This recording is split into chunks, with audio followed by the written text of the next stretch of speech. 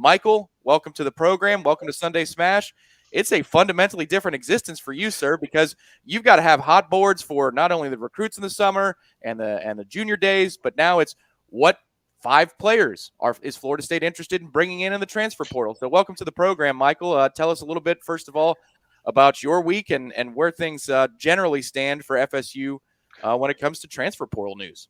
Yeah, it's been a wild, interesting day. By the way, I don't know how we're going to follow up with anything after the FSU Sports delivered the weekend that they did this weekend. ACC champs in track, softball team winning ACC championship, and then FSU pulling the unthinkable and winning a baseball against Miami. I never saw that coming, so I don't know how you follow that, but it's been pretty good. This weekend, people have followed. The JUCO transfer defensive end that visited this weekend. Seems like FSU seems to be in a good position. That's not portal news. He's more of a 2023 guy that they're pretty high on. That certainly made an impact. And then earlier this week, I dropped some names on the message board about guys I'm hearing that there's activity with. One was Dimitri Emmanuel, offensive lineman from Charlotte. That should ring a bell since that's where Atkins is from. He knows this kid, so I think if he pushes, he's going to get that kid. And then another guy we mentioned did a story on, and Ira raved about him, is defensive back Josh Newton, Louisiana Monroe. Phenomenal kid. Is as good as you saw in the interview. That's exactly what he's like in person. Just talking to him, I was extremely impressed. Just his mindset and the way he looks at things. People can go on. There's about 4 kids. I'm not going to list every single one of them, but certainly, those are kind of the 4 that I've heard that they're looking at. And then, certainly, they had a few, like I said, a defensive end visiting this weekend that I went over and broke down that story so people can read it on the front page. But yeah, that's kind of where they sit with the portal. There's 4 guys that there's solid activity from. That doesn't mean they're just 4 guys. I have like 15, 20 names, but I'm kind of waiting to see where it transpires with the visits. Once visits are set up, then I'll start addressing these guys more specifically. But those are kind of 4, and mainly even those 2 that I think that I'm focused on. Those 2 right now that I just mentioned, Josh Newton and the offensive line from Charlotte. So it will pick up, and then June's going to be pure hell because there's going to be mega camp. There's going to be stuff every day. It's going to be heavy. I was even told over the weekend that FSU is going to be hosting like close to 10 or 11 official visitors in June, late June, the last weekend in June. So that tells you kind of where we're shifting in college football, that you're hosting 11 kids in the summer. So I think it's going to get really busy. I know people freak out like, Mike, there's not as many guys on campus. Like, yeah, that's because they've hosted like 1 million here in the spring. And so it'll pick up a lot in the spring, in the summer. It's going to be extremely busy around the Moore Athletic Center and busy around FSU with camp time. So this is just starting. It's about to start to crank up in June. Yeah, man, that my guy Newton, who he went in the portal from Louisiana Monroe, ULM, played for Terry Bowden last season, and went in the portal, came back out of the portal. Now he's graduated, went back in the portal again. And that interview, man, was awesome. And I encourage people to go read it. It's up on the site at Warchant. He's a corner, which I know a lot of people are kind of wondering why Florida State is still in the market for a DB. Some people feel like they should be focused more on other positions. But he's a corner, and he's a really good corner according to PFS rankings. And then you hear him talk. I love that kid, man. And if he – one of the things he talked about was just talking about the recruiting process. And he's like, man, I don't need all the photo shoots. I don't need to be swayed. We're going to have a mature conversation. How can you help me? How can I help you? Is that the place I need to be at Florida State? And I just was real impressed. And if his grades at PFF are very impressive. I think they're high 70s as a cornerback. Florida State doesn't have anybody else really playing at that level. I like that guy. And it doesn't mean they can't go out and get another offensive lineman, defensive end, other positions. But I really like that kid. Yeah, we talked for about 30 minutes, and I was really impressed with him. And there's like a select few that I saved just for favorites, and he definitely fell into that when he started discussing just his mindset of things, of an understanding of what's important when you go through the process he's going to, and it kind of tells you what's different about high school recruiting, and then you go to transfer portal recruiting. It's a lot different, and this kid has the right mindset to going into the situation, no matter if it's FSU or not. Do I feel good about? Yeah, I feel there's a really good shot there, but I don't think it matters where this kid goes. I think he's going to do extremely well, just because his mindset and he knows what he's going into. There's not a I need you to do this for me or that. There's none of that stuff. It's like, I know what I'm doing. I know what I have to do. I know what my skill set is. I know what my strengths and weaknesses are. I know what each system is expecting of me, and let's get it done. I mean, that's kind of the focus. And so, yeah, I was blown away just as much as you were, Ira, when you read that. It was a fun time. Josh was very good, and actually, he told me like his brother was graduating, so the visit is supposed to be kind of this week coming up on Thursday, and I think his brother is graduating on Saturday, so he wants to get back to home. So I mean, everything seems to be with that kid. He's got a good head on his shoulders, and he knows exactly what he's looking for.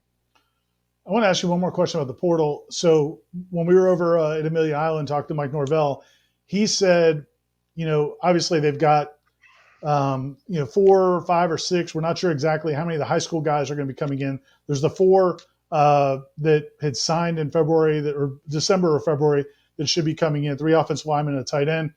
There's also the possibility of, I guess, Woody is still a possibility. And then also Destin Hill is still out there. And there's hope that he might be able to come in.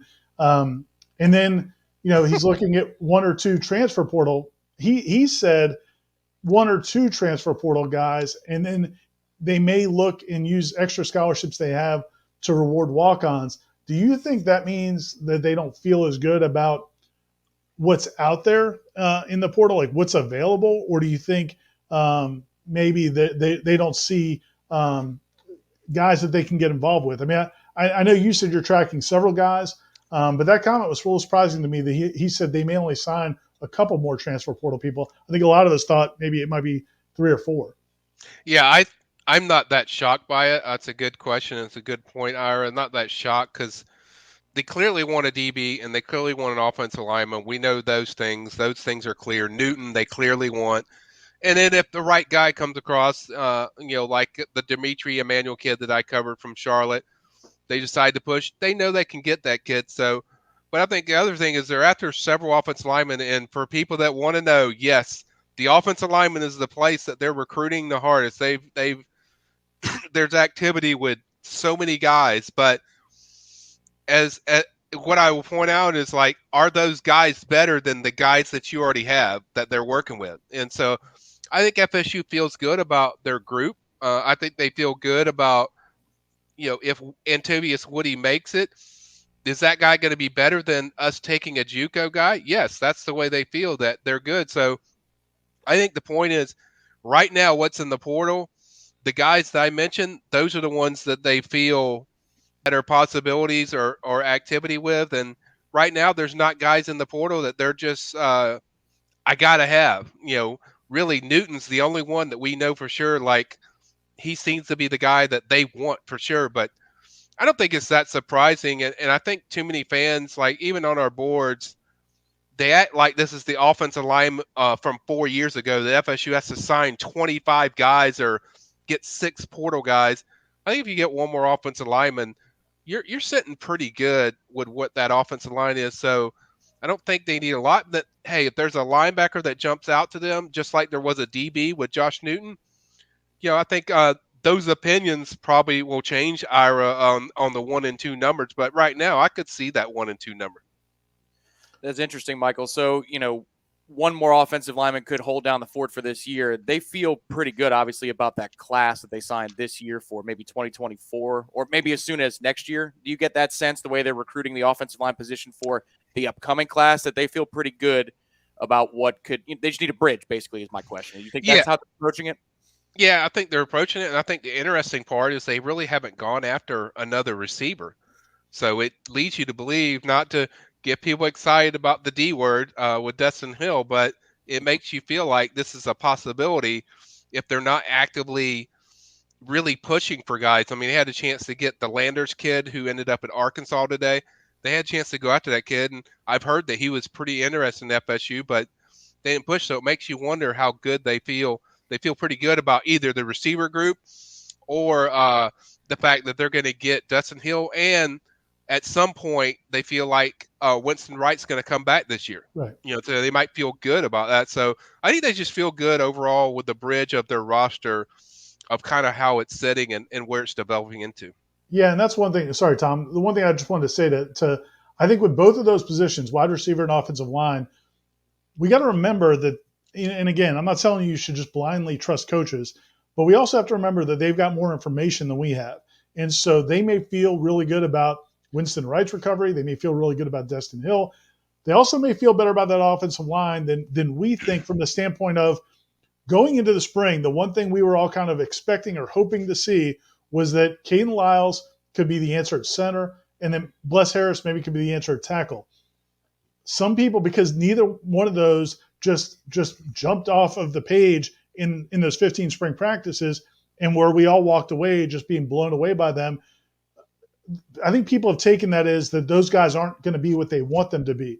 When we did talk to Coach Norvell over in Amelia Island, I just asked him. I said, "Man, how good do you feel about those two guys?" And he's very excited about both of them. He's really excited about Caden Lyles and Bless Harris. So those guys may be better than people think based on what they were hearing from those spring practices. And if they are, you already were bringing back everybody else on the offensive line. That group, I still think they need to go get one, but maybe it means they don't have to go out and get 2 or 3 offensive linemen. Maybe if they just get one, they'll be in good shape.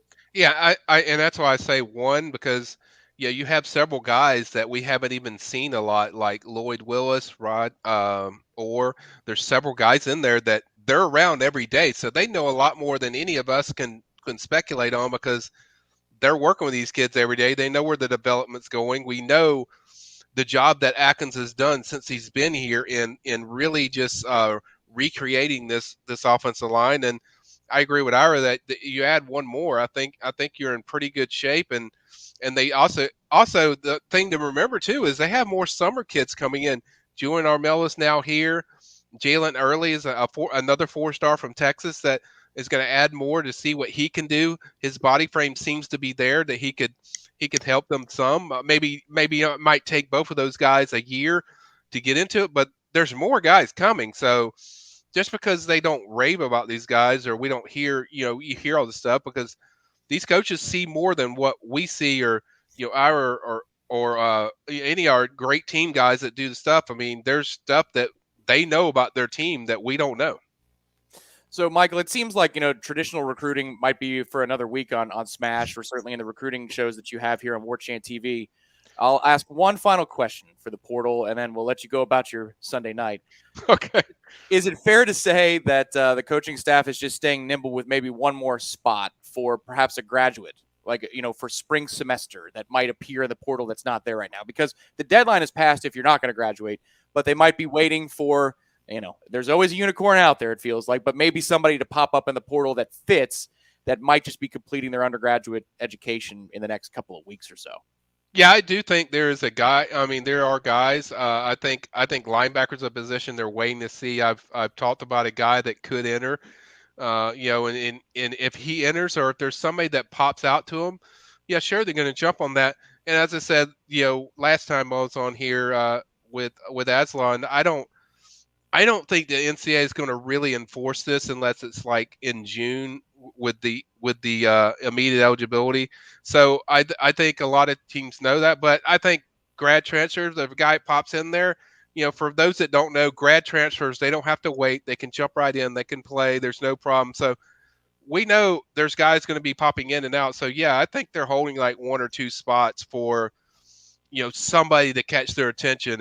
And right now, I mentioned those 4 on our site, but then I mentioned the other 2 that I think that I'm really focused on. But that's kind of where they're at right now as far as the activity. But they're going to be very careful. But hey, as we saw with Josh Newton, the moment that kid jumped in, FSU was on him like a piece of meat, and they were all over it. So if there's a guy that catches their fancy, they're definitely going to hold a spot and certainly go after him.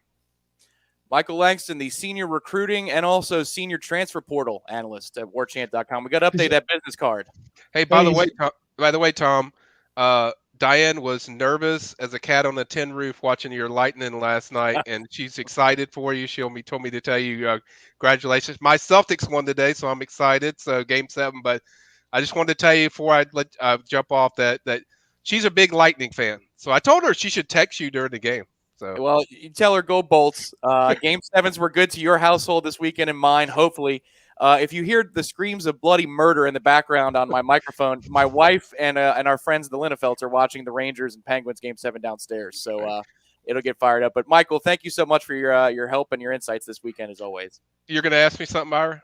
No, I was just going to say you're also Ricky Argro's hype man, Yes. the sprints coach Yes. and the track team. So I figured you might want to give him a shout out for what they're doing in the track program. Yeah. I actually texted Ricky last night. I was excited for him. I know how hard Ricky and it hasn't gone the way the last year or so for the way they want it, but I was excited for Ricky. He works hard. I don't think there's anybody that works as hard as Ricky. He's a really good friend of mine. I've known him for a long time. Does great work. Shout out to those track and field guys. Back-to-back championships is a big deal. So big weekend for Florida State.